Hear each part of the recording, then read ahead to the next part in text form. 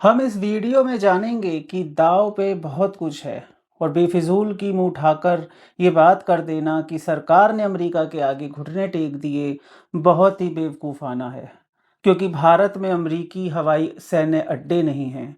उन मुल्कों में हैं जो सुन्नी मुसलमान मुल्क हैं, जिन्हें यहाँ का मुसलमान अपने रहनुमा रहबर और पता नहीं क्या क्या मानता है।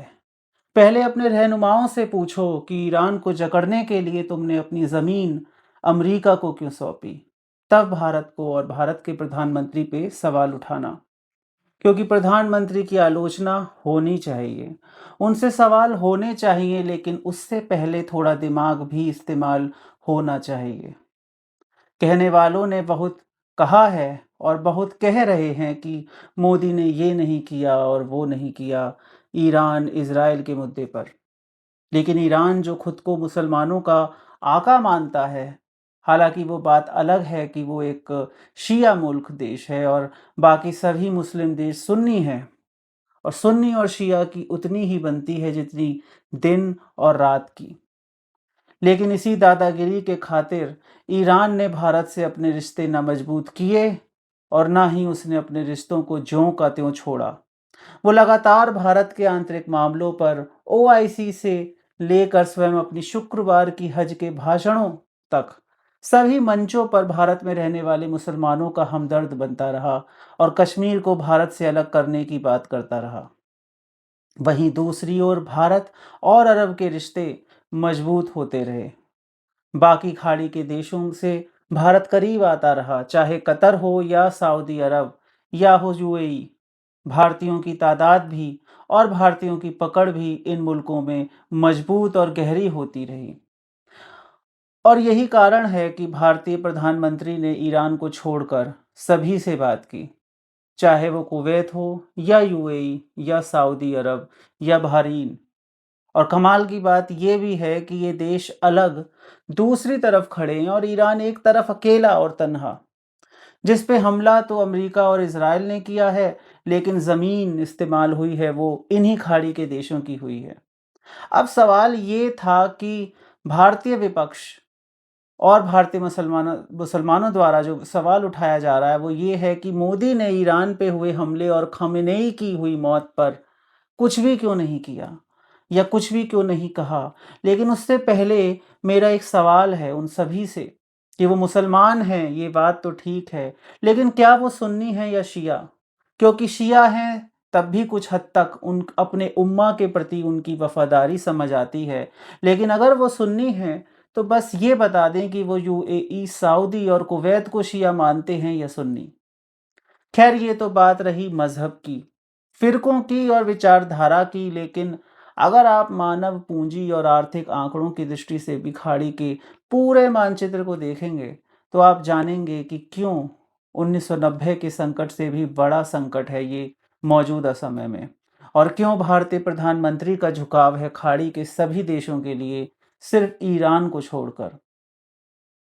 Bahrain, Oman, Qatar, Kuwait, Saudi Arabia, UAE, इन सभी देशों में कुल मिलाकर 88 लाख हिंदुस्तानी रहते हैं।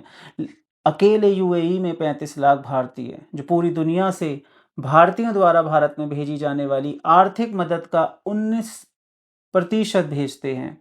भारत और यूएई के बीच 100 अरब डॉलर का व्यापार हर साल होता है।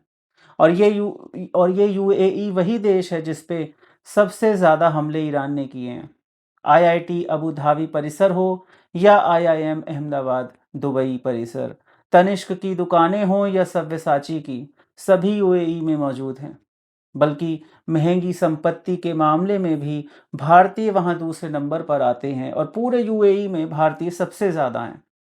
यूएई वही जगह है जहां 20 साल पहले श्रमिक कामों के लिए भारतीय जाते थे। आज वहां हम हिस्सेदार हैं, भारतीय पेशेवर काम कर रहे हैं वहां। और ये नहीं कि जहां केरल के लोगों की संख्या सबसे ज़्यादा थी खाड़ी के देशों में, वहीं अब उत्तर प्रदेश और बिहार नंबर 1 पर आ चुका है। वो बात अलग है कि अब भी केरल के लोग पेशेवर कामों वाले हो गए हैं और सबसे ज़्यादा वही आर्थिक मदद भारत में भेजते हैं। 1990 के खाड़ी युद्ध के दौरान भारत सरकार ने 1,70,000 भारतीयों को वापस कुवैत से उठाकर बचाया था। ये ज़्यादातर लोग श्रमिक काम करते थे, जैसे कि मेहनतकश मज़दूर, कारखानों में, मिलों में, तेल शोधनशालाओं में, यानी कि ऑयल रिफाइनरीज़ में, वहाँ हो रहे निर्माण स्थलों पर। लेकिन क्या अगर ऐसी स्थिति भगवान ना करे अगर बनती है, तो क्या ये मुमकिन है? क्योंकि जैसा कि मैंने शुरू में ही आपको बताया कि अब भारतीय वहाँ से जुड़े हुए हैं। वह गलत नहीं होगा कहना कि भारत के नागरिक होने के बावजूद भी भारत के लोग यूएई जैसे देश को चला रहे हैं, वहाँ के हिस्सेदार हैं। सऊदी अरब में भी भारत के 25 लाख लोग हैं। कुवैत में 10 लाख, बहुत ही बड़ी संख्या में इनमें से लोगों की संपत्तियाँ वहाँ हैं। आपको सोचकर लग सकता है कि वैसे युगांडा में 1970 के दशक में भारत की जड़ों वाले युगांडा के नागरिकों को युगांडा छोड़ना पड़ा था, कुछ वैसी ही स्थिति यहाँ भी हो सकती है, जिसकी संभावनाएं बहुत ही कम हैं। लेकिन भारतीय सरकार इसीलिए ही चिंतित है, इसीलिए प्रधानमंत्री ने इन मुल्कों से बात की। भारत अपना 90% से ऊपर कच्चा तेल भी इन्हीं मुल्कों से आयात करता है। ईरान ने वो रास्ता जिसे बड़े-बड़े जहाज़ गुज़रते हैं, उसे मनमानी तरीके से बंद कर दिया है। कहा है कि सिर्फ चीन के जहाज़ वहाँ से गुज़रेंगे। यूएई में रहने वाले भारतीय चिंतित हैं, लेकिन चाहकर भी वहाँ से सब छोड़कर आने में असमर्थ हैं। उन्हें लग रहा है कि बेहतर है यह संकट कट जाए, यह समय कट जाए, बजाय इसके कि सब छोड़ के वापस अपने देश जाया जाए। भारत की चिंताएं आर्थिक गलियारे को लेकर भी हैं, जो कि चीन की पट्टी और मार्ग पहल की काट करने के लिए मेज पर है, और इसको शुरू करने का समय अभी और टल जाएगा। आपने एक चीज़ और समझी होगी कि अमेरिका और इज़राइल अकेले नहीं हैं। अरब के सुन्नी देश भी उनके साथ हैं, और भारत भी इस खित्ते का एक बड़ा हिस्सेदार है, चाहे इंसानों की बात हो या अर्थव्यवस्था की। यूएई और सऊदी पे चोट भारत पे चोट जैसी है, क्योंकि ईरान से भारत के रिश्ते वैसे भी खजूर के बराबर हैं। भारत इस सब में जितना बड़ा हिस्सेदार है, उतना ही फिलहाल असमर्थ भी है। भारत इसमें ऐसा कुछ नहीं कर सकता सिवाय इसके कि जो वहाँ से आना चाहते हैं या आना चाहेंगे, वो घर वापस आ पाएँ। और इसी के साथ ये वीडियो समाप्त होता है। अगर आपको ये वीडियो पसंद आया हो, आपको ये जानकारी अच्छी लगी हो, तो प्लीज़ वीडियो को लाइक करें, सब्सक्राइब करें, और कमेंट ज़रूर करें, अपनी राय बताएं कि ये वीडियो आपको कैसा लगा, और ख़ास तौर पे आपकी क्या राय है इस मुद्दे पर। बहुत बहुत शुक्रिया, बहुत बहुत धन्यवाद। सब्सक्राइब ज़रूर करें। धन्यवाद।